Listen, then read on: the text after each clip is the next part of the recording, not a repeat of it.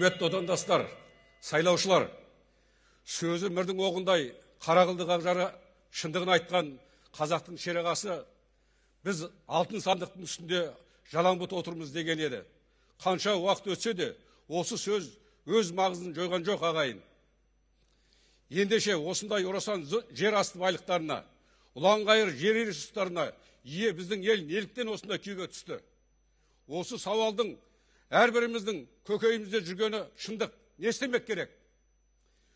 Біз ауыл партиясы мәжіліске келгенде еш кейінге шегерместен мұнай мен газбен қатар ауыл шаруашылығында негізгі сектор ретінде айқындаймыз. Сол кезде баға арзандайды, азық-түлік қолжетімді болады, халқымыз тоқ жүреді. Және ең бастысы, тек Астана республикалық маңызы бар қалалар ғана емес, өңірлер, ауыл аймақтарда дамиды. Естеріңізде болсын, ауылда құрған бір жұмыс орны қаладағы 8 адамға азық. Сондықтан да бұл мәселені шешу мемлекетіміз үшін стратегиялық маңызды. Осылайша біз бақуатты ауыл дамыған қала мен қуатты мемлекет қалыптастыру жолында жұмыс істейміз.